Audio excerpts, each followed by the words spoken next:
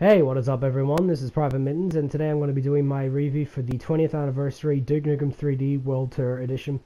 I've got a lot to say about this, so let us begin. First of all, you have single player, which I'll get to in a minute. You got the multiplayer, useless, never should be in these games. Shift takes you to a website, which is useless, shouldn't be in the game at all. Then you got your standard options, which, you could turn on, likes of mature content. Not that you'd want it off, I don't know why. Playback feature, development commentary, which you'll see later. Just stuff like that. You can adjust the music and all that there, so... yeah, I mean, it's your standard stuff you'd see in a video game. But, I'll get to some of the problems this game has later on. True 3D rendering, you'll see later on when I go to activate a cheat to show you what it's like. You'll see the game change into its true 3D rendering. It's stupid. But anyway... you got the 4 original maps and the new one, which is Alien World Order.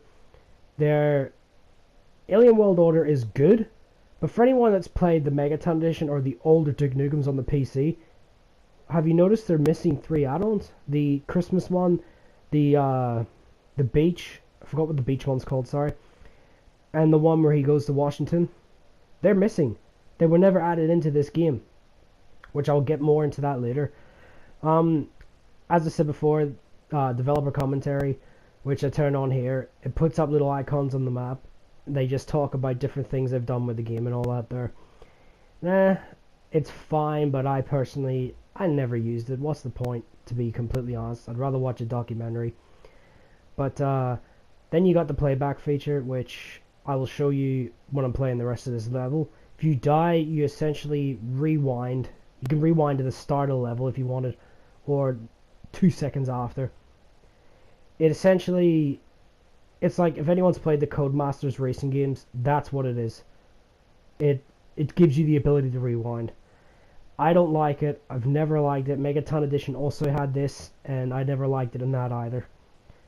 But it's there for people that's never played these games before and, aren't used to the fast, frantic combat of this game.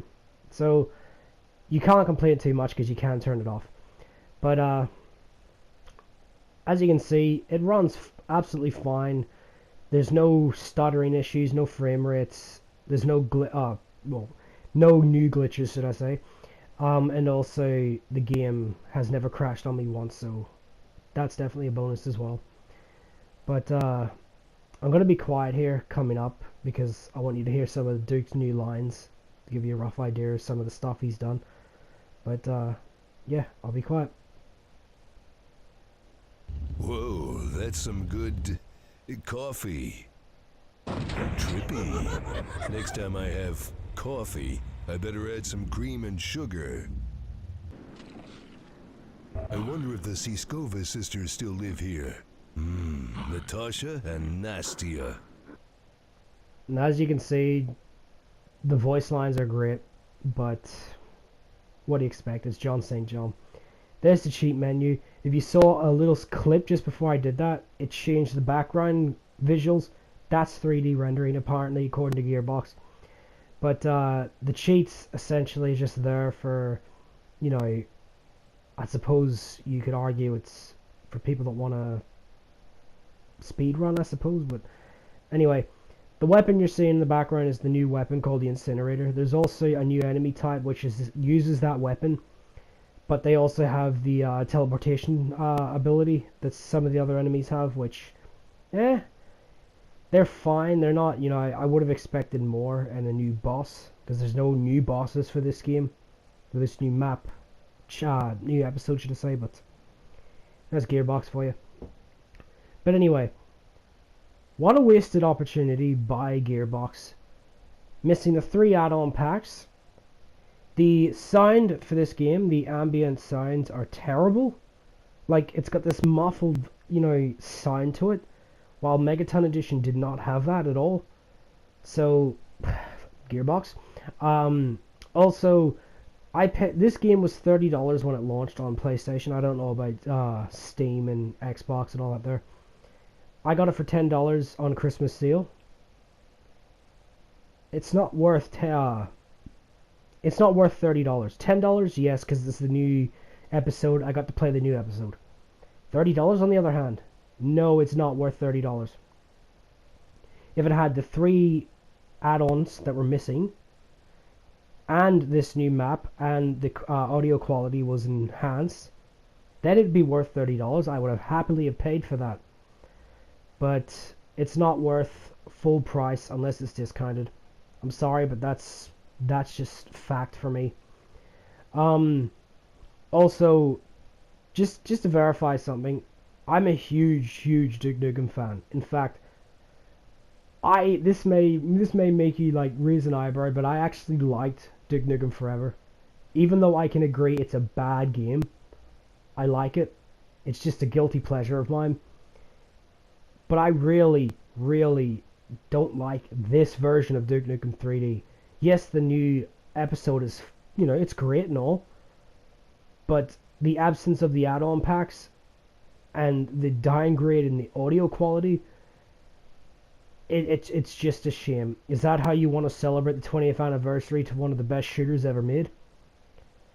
And I know I've bagged the hell out of this game, but you gotta understand something. I love Duke Nukem. Duke Nukem 3D is one of my favorite games of all time. And what Gearbox did for his anniversary is just really disgraceful towards Duke Nukem. And no one's bringing it up. It just flew under the radar. Not to mention, this was released on disc, GameStop exclusive.